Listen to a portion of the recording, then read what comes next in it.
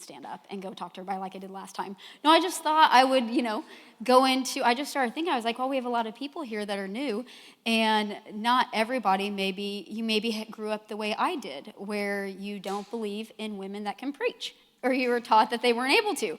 So I just felt like I wanted to kind of like start off with that and give a little bit of history that I wasn't aware of until I grew up and started studying it myself. So if you're not aware, the woman at the well, her name, this is historical, I understand it's not in the Bible, this is historical. The woman at the well, her name was Saint Fotini. Saint Fotini was known to have evangelized that entire region, and she ended up evangelizing Nero's daughters. Nero is the one that ended up throwing her into a well to end up killing her. And many would come up upon the well and would hear her singing this was in Josephus and many other historical texts.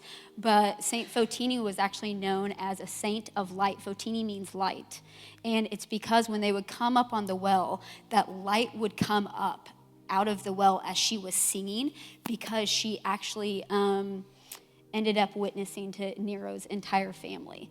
And so he ended up throwing her in that well. And then you also have Anna the prophetess, Deborah the judge.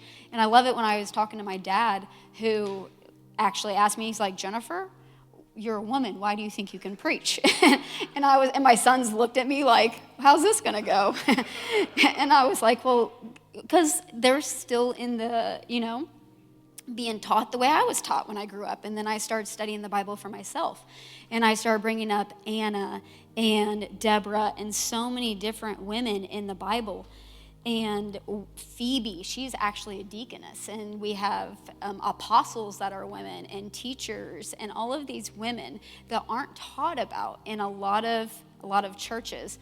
And then I brought up Deborah, and he's like, who's Deborah? I was like, well, never mind. We don't need to have this conversation if you don't even know who Deborah is. And I was like, Deborah is an Old Testament judge, prophetess, worship leader. And so with that said, I would like all the moms to stand up. Kaylee. If we could turn that up just a little bit, Jathan, that'd be great. Okay, if I can have the men around them, just put hands toward them. You can lay hands on them. You don't have to, but put hands toward them. Stretch hands. Yeah, stretch hands. So God, I thank you. I thank you for these moms on Mother's Day weekend. And I started praying, asking God what he wants me to speak. And he brought up Saint Fotini, how she was a woman of light. But not only that, he started speaking to me of how enamored we were with the northern lights being shown in the heavens. And he's like, little do you know that you are more glorious and more filled with light than anything in the heavens and sky. So for the women in this room to understand that you are actually a being of light. And God said, what you go out and see in the sky and in the heavens doesn't even compare to what you carry on the inside of you. But if you would just open up and understand that you are a light carrier, you are a carrier of his presence, you would change the world. People walked outside all over the world last night just to see lights in the sky. But little do you know, what you look like in the spirit is beams of light walking in every realm that you walk in. So God, I thank you for these women of light, and that what you put in them is going to come out of them, and it is going to change the areas and the realms that they walk in. They will begin to believe the light that they extend and immerse out of them. That right now we have entered into a month on the Jewish calendar that is known as the month of healing and the month of light. So God, I thank you that Mother's Day and the Northern Lights actually land in a time of healing and a time of light. And these women will become everything that you already predestined and preordained for them to be. I thank you for the mothers that they are and the mothers that they are becoming. I thank you for what you've said about them, what you've spoken to them. You might even have a hard child, but God said, I chose that child for you. You might even have a hard mom, but the Lord said, guess what? I chose that mom for you. So God, I thank you I thank you for these daughters. I thank you for these sisters, and I thank you for these moms. God, I thank you for the light that is going to come out of them. That is your glory. That as the veil is ripped back,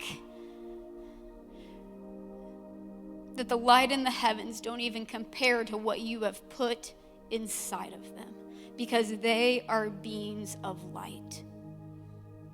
God, we thank you for that. And we bless these moms and bless this year, and let it be a time of renewal and refreshing in their families. God, we thank you for that. In Jesus' name we pray, amen.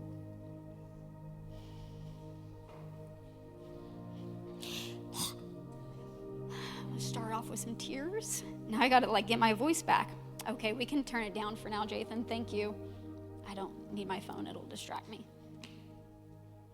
All right, last week, if you were here, and you can catch it on YouTube. If you weren't, this isn't like a part 2, but it kind of is. So last week I talked about do we trust him on the potter's wheel?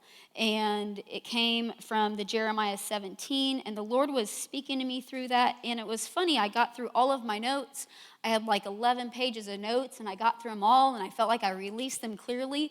But we got home, and I told Tanner, I was like, I don't know. It's not, something wasn't complete. Just, it all came out, but it didn't feel fulfilled. And I talked to some friends and stuff like that, and I'm like, I'm not really sure. It didn't come out completely like I wanted it to. And so he was planning on preaching this weekend, and we were just kind of discussing some things. And on Monday, the Lord started tugging me to a few different scriptures. And by Tuesday, Tanner and I knew that the Lord was going to change a few things around for this weekend. So it's kind of a part 2.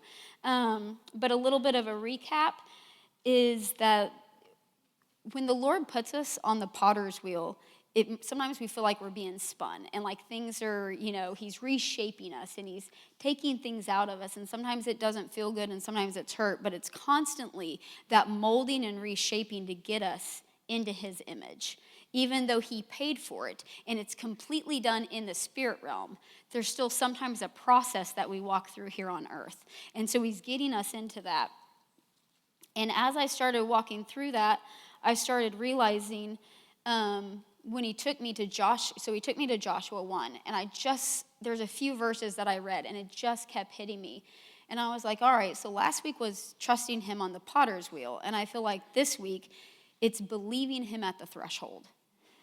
There is a path that we go on, and I even liken it to when the Israelites were in the wilderness, there was a process the Lord had to put them through to take Egypt out of them.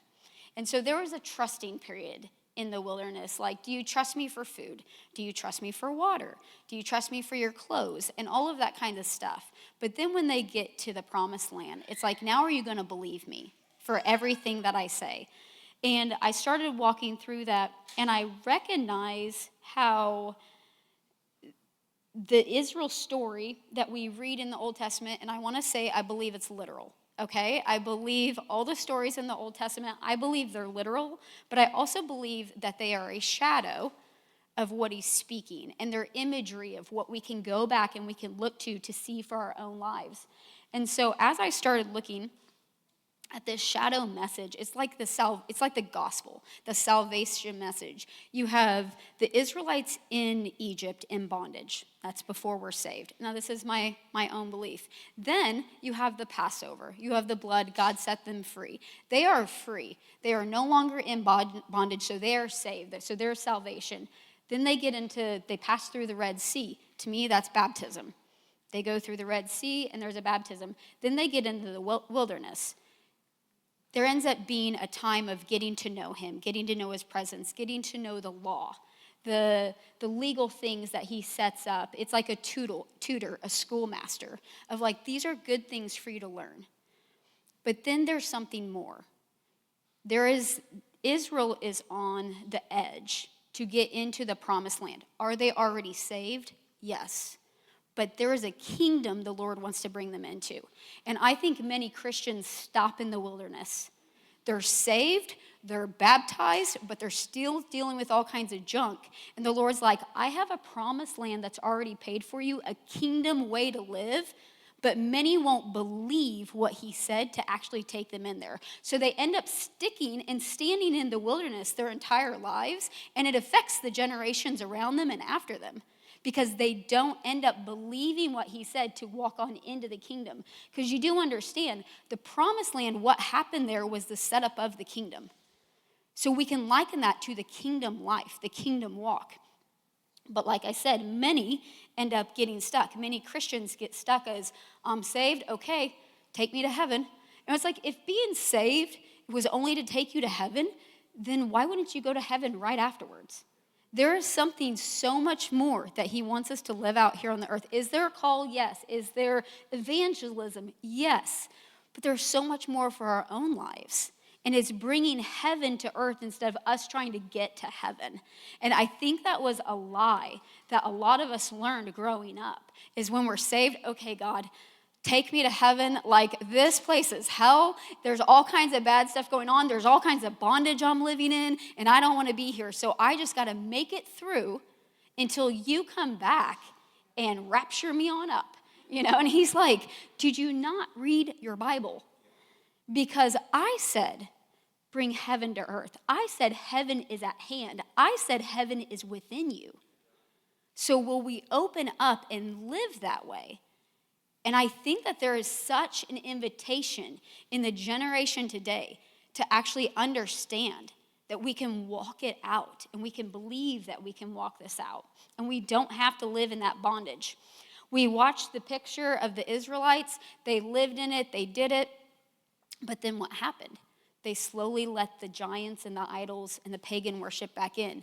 What happened? Look at it as an allegory. They went back into bondage. And he's like, if you would just follow me, if you would just worship me and nothing else, then you will not be ensnared. Then you will not live in bondage. Last week I brought up John 3:16. That word believe is pisteo. It means to trust in, total reliance and faith in.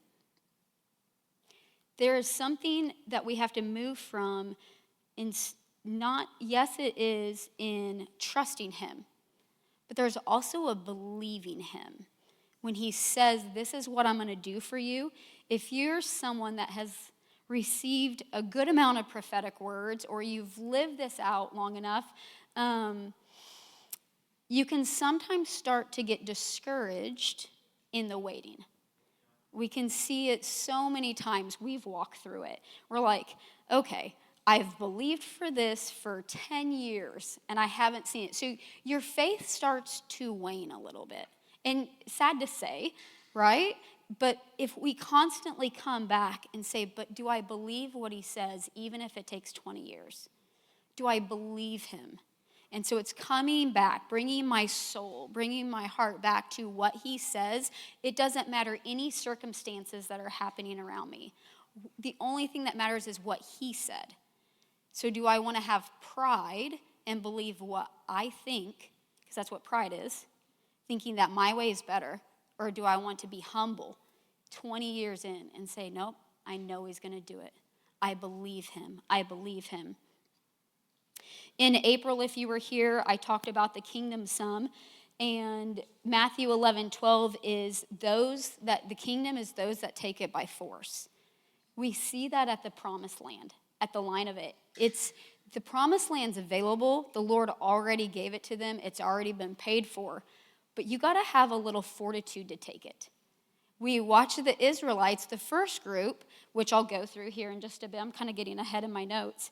But those in Exodus, when Moses speaks to them, they don't quite have the fortitude. Those are the ones that came out of Egypt. They've went through it all. They've seen the things. They've been in bondage. And so fear starts to take them over. If you want to turn to Exodus 23, you can. I'm going to jump around a little bit. So it's up to you if you want to turn there.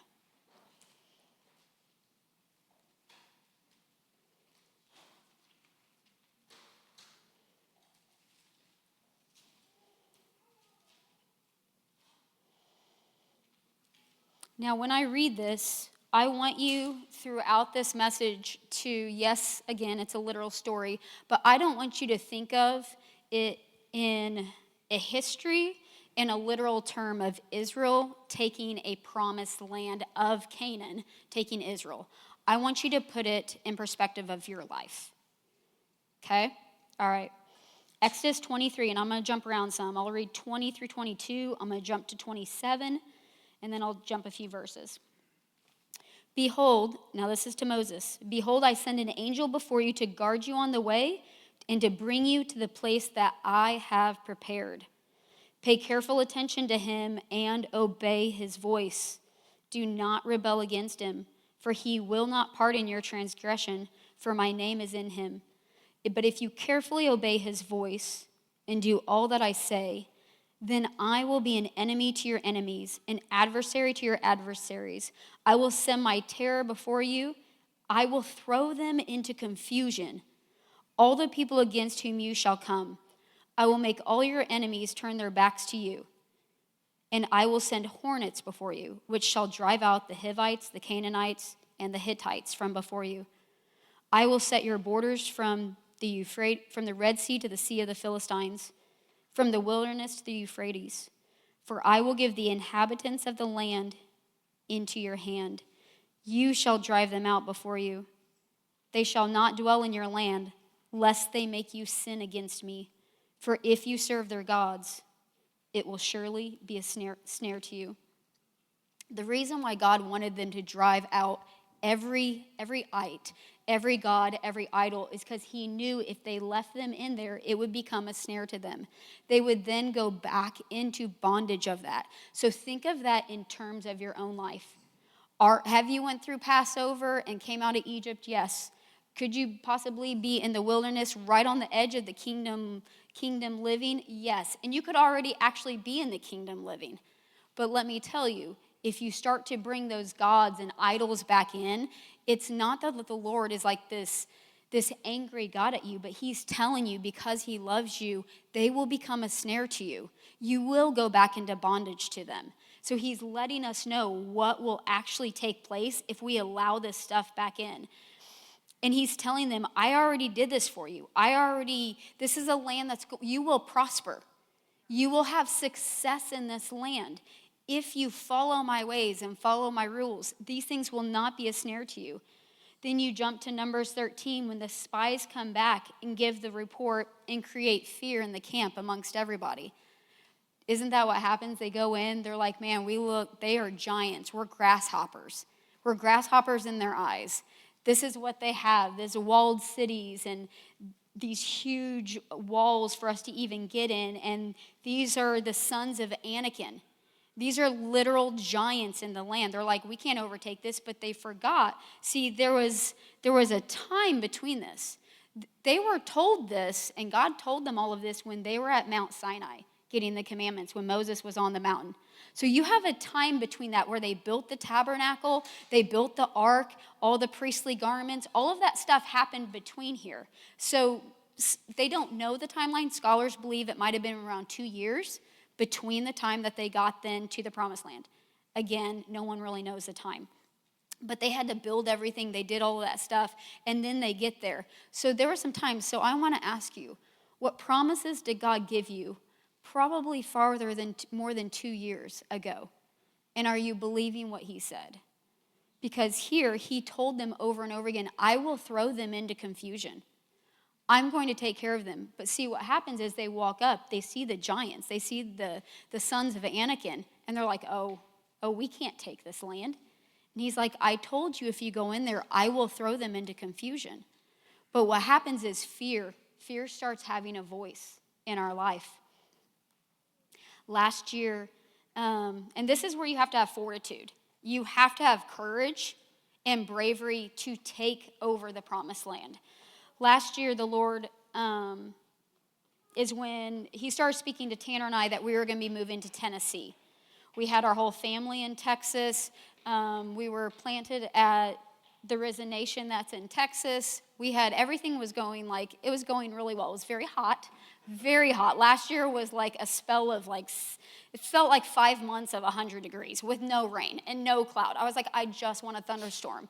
Then I was here for 3 months, and I was like, I will not complain. It is raining every day. I won't complain. I just complained for an entire year in Texas. But what happened was, I never experienced this like I did to move here. So I had to recognize what the Lord was actually going to do for us for moving here. But I dealt with a spirit of fear like I had never dealt with. Like, I'm not saying like I was afraid. I mean, I could tell when it walked in the room. I could tell when I woke up and it was there. And I was like, God, what in the world is going on? And it was all about moving to here. That's the entire thing was about our family moving to here. And I was dealing with it. And finally, one night, he woke me up. And you wake up, and as you're waking up, you hear him speak. And so it's like, as I was waking up, I heard, you're dealing with a spirit of fear. And in the moment he said that, I knew that he was not going to take it away. And I was like, are you kidding me? I knew it. He was like, hey, I'm going to let you know what you're dealing with. Now you overcome it. See, we don't teach that kinds of stuff in church, but let me tell you, that's biblical. Because Jesus told Paul, hey, the enemy's coming to sift you. I'll pray for you. Or was it Peter? It was Peter. And Peter, if I was Peter, I'd be like, excuse me? You're Jesus. You want to take care of this for me? Because I thought you were going to go pay for it all. He's like, no, I'm going to pray for you. And you're like, really? Okay. Jesus, and a lot of people will be like, oh, you're dealing with like a spirit or something. Jesus himself went into the wilderness, and what came against him? The enemy, a spirit. So when I woke up, it was literally a threshold moment where the Lord was like, you have a spirit of fear against you. Let's see if you can overcome it. Now, obviously, it's with his help. But it wasn't one of those moments where I could just bind it, tell it to leave, something like that. He was like, no, you overcome. So how did I do that? Worship, praise. Every time I could start to, I would wake up and I could feel like, okay, man, I could recognize it. It was like that. So that's where I know it wasn't me being afraid. It was like an outside source. There's a difference. Sometimes you can be afraid. I've been afraid of heights. That's usually me. But this was something from the outside coming because it was so strong and so potent. So I would recognize, and I'd be like, all right, turn on worship music, things like that. Wake up to certain songs, and I would listen to the lyrics, and the lyrics would be, speaking about no fear and things like that. So I was like, all right, so he's giving me tools, but he's allowing me to do it. That's what the promised land is. He's like, in the wilderness, I'm going to do it for you. I'm going to rain manna from heaven. I'm going to protect, I'm going to do all of that. But the kingdom living, I'm going to show you that you can overcome and you can do it. But you only need to be brave and courageous to do it. What's sad is with Moses, an entire generation lost. An entire generation lost this. They came out, the spies came out, they caused fear, they caused doubt, they caused anxiousness. So I would say, be careful who you open yourself to of speaking into your life. Are they going to be one that's going to bring fear, doubt? It doesn't mean you need to cut them out of your life. I always have to say that because you have people being like, well, you told me to cut my spouse out of my life. I'm like, no. That's not what I meant. Just be careful. Sometimes the things you discuss, Tanner knew there was times that I was a little bit more afraid of things or dealt with things. So he knew, I'll probably present this to her in a different way. Like I said last week with my mom, there's certain things, like if there's a doctor's thing or something like that, I'll wait to tell her because it might cause a little bit more anxiousness inside of me if I bring it to her attention a little too early. So things like that. So, sorry, I just saw Kenna, she's so cute. But let me tell you, the people you have in your corner will affect things in your life. you have a Joshua and a Caleb who completely have all of this like excitement and this faith and this belief in what the Lord says. They have belief in what the Lord says. But then you have other people in the Bible, and I only bring this up because I've seen it happen so many times in marriages, but you have some people that are married, and I'm not going to say a female married to a male because it can go both ways. But I've watched so many marriages where they're married to an Ahab. And what happens is, if you're married to an Ahab, Jezebel gets to continue living and doing what she's doing. But sometimes spouses need to stand up in a marriage and tell the other one they're acting a little crazy. Tell the other one you need to get over this depression. Tell the other one you're dealing with this anxiousness, you're dealing with this insecurity, with this anger issue. But sometimes I've watched spouses be so afraid to stand up to the other spouse because of the backlash that they'll get, that the marriage stays in a cycle of unhealthiness. I am only healthy today. Well, I don't want to say only, obviously it's the Lord, but because of this man. He called me out of my insecurities. He called me out that when I would twist the truth just a little bit to protect, like, oh, I didn't spend that much. He's like, it says right here you did. I was like, no. Let's be honest, ladies, that's called manipulation. If you start there, it will grow. So let your husbands call out. Let's just go there. Give them a silent treatment. That's called manipulation. Women don't like to hear that. Men don't like to hear that. You want to raise your voice and scream and yell? That's called anger and rage. You're trying to manipulate and change who they are by your, whether it be rage or whether it be your silent treatment. Both in marriages operate manipulation. So say what you mean in a calm way. No, I don't always do that. I can just feel him looking at me. Yeah, he's going to bring this. I know, all my kids, they're going to bring this up next time. They're like, hey. Like, shush. But I will tell you, I see it over and over again in marriages where I'm watching one of them be an Ahab, and the other one doesn't ever get free from a Jezebel spirit or a Leviathan or something. Like, you can name whatever you want to name. But we need spouses and friends and parents and siblings that will love you so much, they'll say, hey, that text you sent me, that had a little bit of a lie in there. I just received one actually within the last 2 days.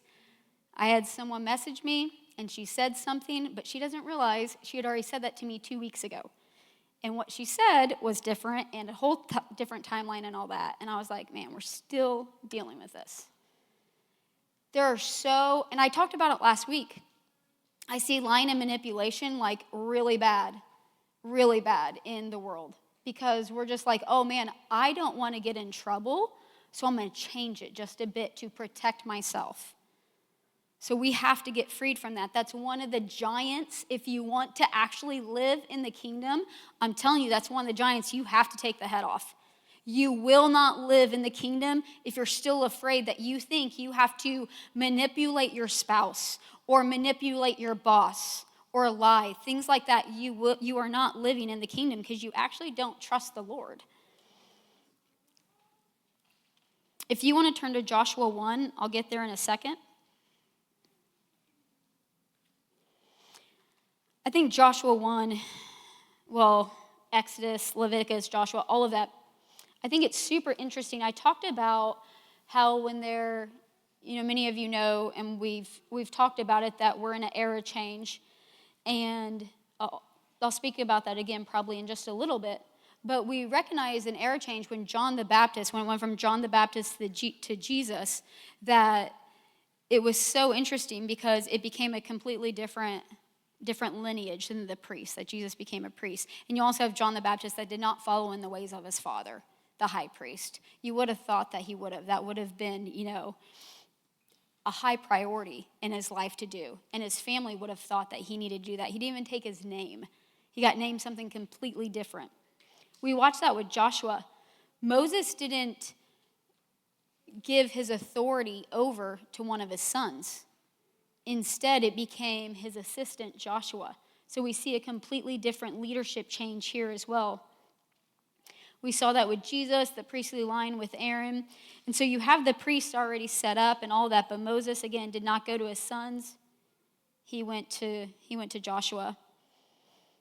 I love how the Lord does this. He doesn't go in his pattern that he sets up. If you recognize he does that over and over again, you're like, wait a second. You set up this principle in Proverbs, but now you're telling me to do this. Or you set this pattern up. Like I was talking to Tanner, think how hard it was for the Jews. The Lord set up all of these laws, all of these regulations, the temple sacrifice and all this stuff. And he's like, hang on, script change, sending my son, and we're flipping it all. I feel bad for them. They were being so, in line with everything that they were taught their entire life. But that's why we have to follow the voice of the Lord to find out what he's saying. We can't always go by the principles that's set up in Proverbs. We tried that. Tanner loves the Proverbs. And so he set up all these principles, and we finally realized that the Lord doesn't always follow the Dave Ramsey plan. When he tells you to do some stuff, you're like, did you not read Proverbs? Because your book says I'm supposed to do this. And he's like, yeah, but I'm going to ask you to do this. Will you give everything away? Will you do it this way? And so we have to follow what his voice says. The book of Joshua is a show it's a way for you to see how to establish and build the kingdom. I love the book of Joshua.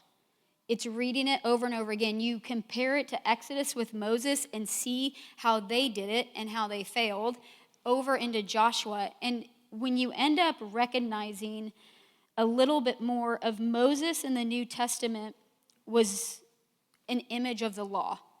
Joshua's name means Yeshua will save. So you have the Lord is just amazing. The way he sets up this pattern for all of life, for us to now go and be like, oh, that totally makes sense. But think of the people during that time. It didn't make sense to them. It makes sense to us now because we have the entire book and we get to read it from beginning to end. But there was this man who walked them through. And if you can see the imagery, Moses was a complete picture of the law. But the law is a schoolmaster and tutor, and it's a guideline for you to follow as you grow. But Moses had to die and was not able to take them into the promised land. Only one that was renamed Yeshua Saves was able to take them into the promised land. And do you know that Joshua's name was renamed? That wasn't his original name. That's in I didn't write it down. I think that's number 17 or something, that Moses actually renames him. And so we have to understand the law is a schoolmaster. It's great for us, but there is a point in time where it goes no more. And Jesus is like, now, I've paid for it all. You know the laws. You know the rules. Now follow me, and let's go into the kingdom. It's blueprints on how to build the kingdom, to live in the promised life. Joshua 1, I'm going to go 1 through 9, then verse 11. After the death of Moses, the servant of the Lord said to Joshua, the son of Nun, Moses' assistant, Moses, my servant, is dead. Now therefore arise and go over this Jordan. When I read that Tuesday, I probably couldn't get off that verse for 2 days. I was like, I'm going to have a message on this, but I can't get over that one verse. Moses is dead. Now get up and go. Stop for a second and feel that in your spirit. This is God speaking of Moses, who could have been an idol in all of Israel's eyes. And he's telling Joshua, hey, Moses is dead.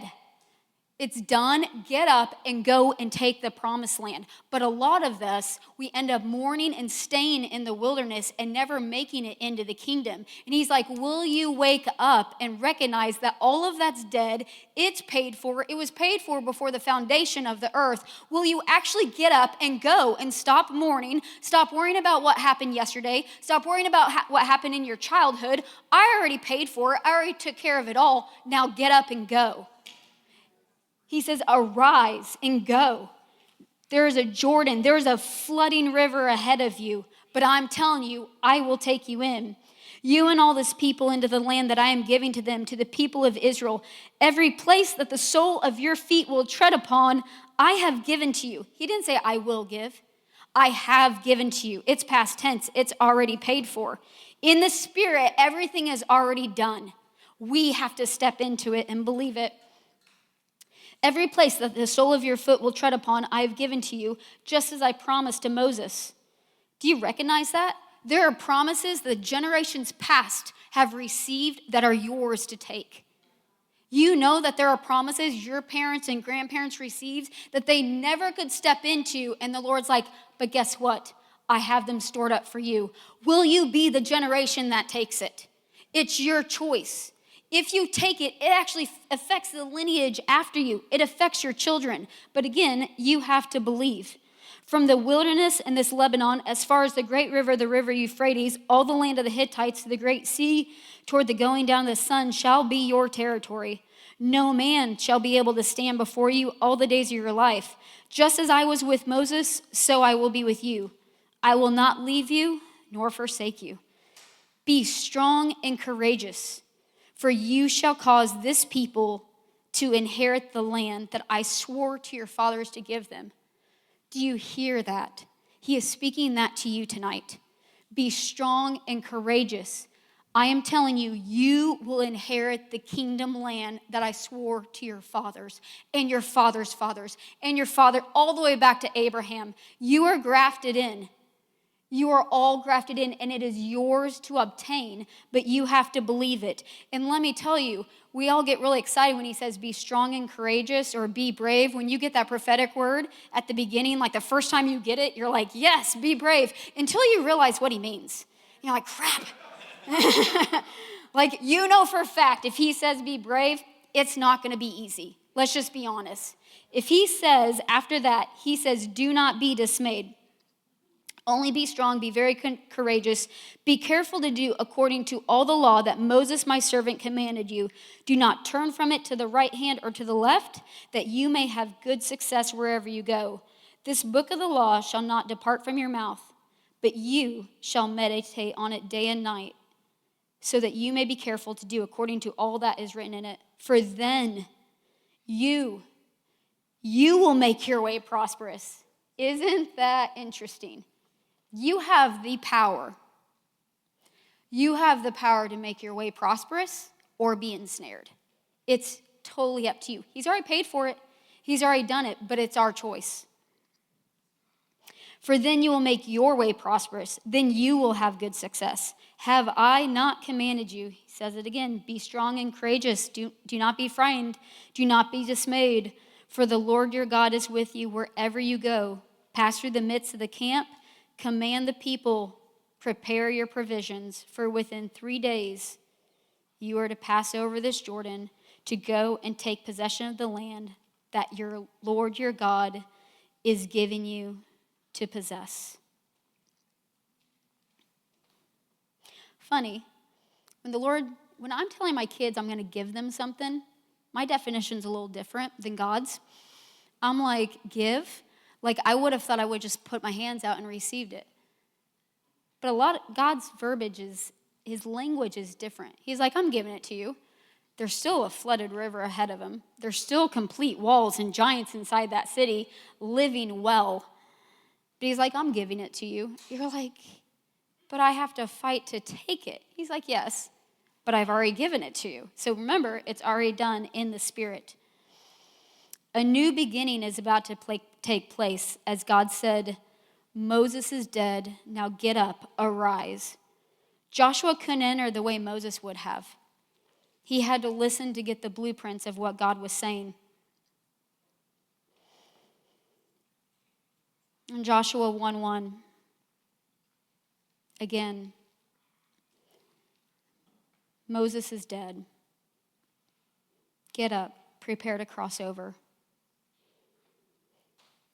I texted a few friends today because I couldn't figure out if it was just me experiencing this. And out of the 4 people I text, every single one of them, they're all discerners, prophetic. Every single one of them said they're experiencing this. So I have to believe that maybe some of you are. But some of you might be going through almost like there's like a grief or a grieving that's happening in your spirit. And you almost don't even know why. But corporately, there's a lot of things, even with an era change and all of that, there are things that are going to die, whether it be job changes, relationship changes, things in your life, different things. Sorry, Priscilla, but I think of you. You have big changes coming. That even though God said Moses is dead, it was still God's plan. So some of you are grieving and mourning something of like almost like a death of something or a change of something, but the Lord is completely in it. So you're trying to understand why, what is this grief that I'm feeling? So if you're a discerner or you've been experiencing that, I was up a lot last night and I just felt this grief happening. And I'm like, what is going on? And the Lord's like, there is an era change. Things are dying, but new things are coming. So we have to recognize that even though there's death, there's life. And do you know death doesn't mean horrible, even though we can grieve it. You have to have death to have life. It's a function. It's a law and order in the world. If a seed is going to drop on the ground, the seed has to go into the ground. The seed has to literally die to then come back to life. So the Lord is speaking to Joshua and saying, Moses is dead, but a new season is here. So I need you to continue and cross over. But if all you're going to do is stay there and mourn where you're at on the transition change and what I'm doing in the world, you're still going to be stuck on this side of the river. But I'm telling you to get up, arise, prepare your bags, pack everything, and go. Is the transition happening? Are you possibly moving from your hometown where you've always been? Yes, there's sadness, but I'm telling you, stop mourning, stop grieving, get up and go. I've allowed the time to grieve. Let the blueprints come. The death of one season will bring birth and victory to the next. Joshua had to see that. He had to see his mentor, everyone he knew. He had to watch them all die off. But then there was a moment where he had to arise and rally the troops and say, all right, that season is over. It's now time to cross over the threshold and go. Kaylee, if I could have you on up. We're in the year on the Jewish calendar of 5784, and it's the year of the door. I want to tell you, many of you this entire year will be at threshold moments. It is from September of 2023 until I didn't look at the date, I believe it's October 2024. There are times that you're going to be at threshold after threshold after threshold. And you're going to be like, wait a second, I've already transitioned. I've already did this. And he's like, this is a new one. Because it's the year of the door. It's going to be going through new things. And there is a time Joshua was at the threshold. Do you want to cross over? And do you want to take this promised land? Because guess what? It's all up to you. You have the choice. You have the decision to make. Do you want to stay in the wilderness in the bondage you've been in, whether it be depression, anxiety, insecurities, anger, rage, or do you want to say, I'm cutting the head off that giant and I'm stepping into my promised land? I'm going to live and abide and live by the Spirit of God, and I'm not going to attach myself to who I used to be, because now the law has died, Moses has died, so God says, get up, walk on in with Yeshua, because that's where you will live, by the Spirit.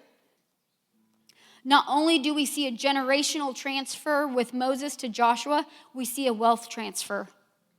We see it happen when they left Egypt, but guess what? It happened again when they went into Canaan. Because when they went into Canaan, they didn't just go into homes. They went into the homes of giants. They had California king-size beds that they took over. They had huge homes. because the doorways had to be for 7 feet tall people.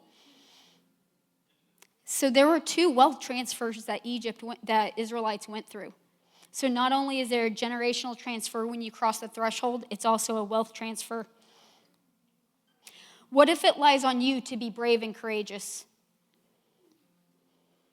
What if you being brave and courageous to take the head off of every giant will cause your children and your friends and your family and yourself to enter that promised land? Can you do it? Do you have the fortitude inside of you? I feel like tonight I want to pray for some grit. Be brave and courageous to occupy this way of life, to live a promised life, a life in the kingdom, a life in the spirit. We are in 5784, you are at the threshold of the door. You have the choice to walk through. It's available and it's attainable, but you have to believe. In Romans 8:29 through 30, this is where he's already predestined, preordained. It's already completely given, just like he told the Israelites, but you have to believe. Romans 8:29 through 30, for those God foreknew, he also predestined to be conformed to the image of his Son, that he might be the firstborn among many brothers and sisters. You are the brothers and sisters that are conformed to the image of Christ. Those he predestined, he also called. That word called is invited. You've been invited to be conformed to his image. He also justified. When he invited you, he also made you righteous. You have to believe it. Those he justified, he also glorified, which is honor, bestow glory on. So he's inviting you to live as righteous as he is and to bestow glory on you. But you have the choice to believe it. If we can all stand, I want to pray over you. And I want to open the altars tonight. This is something that you want to take hold of. And it's no more standing back and being like, oh, yeah, I kind of want to do that. No, if you're saying I am done living in the wilderness and being taken over in bondage or ensnared by these things that I'm going through, these things that I'm going to no longer stay in for my children and my family. But if you're saying I have decided to step over the threshold, and whatever giant I face, I will be brave and courageous. Whatever thing I have to take its head off, I will be brave and courageous. I want to pray for grit over you, for fortitude over you, to be courageous and brave, and do not be dismayed when giants or demonic things come at you. When you walk up to the Jordan and it's at flood stage, but the Lord said, don't worry, you might not see it parting right now because it's parting 17 miles upstream. But will you believe? Step your feet in with the presence of God, with the Ark of the Covenant, because upstream, 17 miles, guess what? It's backing up. It's making a huge river. But stand there with the Ark of the Covenant. Hold it for the generations behind you, the tribes to go across. But guess what? We're not done. You're going to go up to the walls, and you're not going to march around once. You're not going to march around twice. But guess why you're marching around 7 times? Because there were 7 nations inside Canaan that you were going to take out. If you stop early, you won't take them all out. God said, will you do everything I say, even though it might not make sense? Once you get in there, guess what? It's still not done. You will overtake them all. I will send them into confusion when you go in there, but just believe. So I'm going to open the altars, and Pastor Tanner and I are going to pray for you. We might have a few others, but if you are tired of being bullied around by the enemy, and you want some grit and fortitude to overcome some of the things that have dealt with us in our life, and you're ready to step in the kingdom, I want to open the altars.